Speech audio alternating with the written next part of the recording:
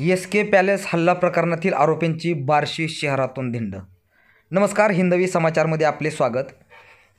2 दिवसापूर्वी बार्शी शहरातील एस.के. पॅलेसमधील मॅनेजरवरती प्राणघातक हल्ला करणाऱ्या आरोपींची बार्शी शहरातून नेमकी धिंड काढली याबाबत आपण सविस्तर वृत्त जाणून घेऊया.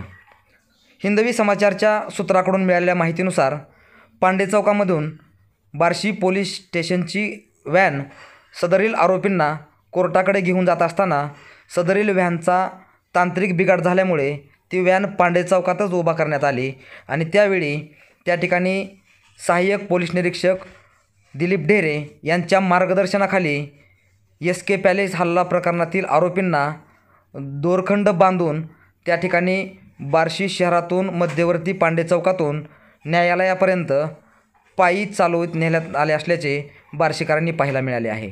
2 दिवसांपूर्वी बार्शी शहरातील कुर्डवाडी रोडवरील एस.के. पॅलेस या ठिकाणी बिलाच्या वादावरून झालेल्या प्रकरणामुळे प्राणघातक हल्ला करून फरार झालेल्या या सदरील 3 आरोपींना बार्शी शहर पोलिसांनी तात्काळ पकडले आहे आणि त्यांना बार्शी शहरातून अशा प्रकारे दोरखंड बांधून न्यायालयापर्यंत पायी चालवत नेलं आहे. यामुळे बार्शी शहर आणि परिसरातील आरोपींना किंवा गुन्हेगारांना नक्कीच आळा बसणार असल्याचं चिन्ह या ठिकाणी दिसत आहे. बार्शी शहर पोलीस ठाण्याचे पोलीस निरीक्षक बालाजी कुकडे यांच्या मार्गदर्शनाखाली आणि सहाय्यक पोलीस निरीक्षक दिलीप ढेरे यांच्या नेतृत्वाखाली ही दिंड बार्शी शहरातून भर रस्त्यातून न्यायालयापर्यंत काढण्यात आल्याचे या ठिकाणी चित्र समोर दिसत आहे.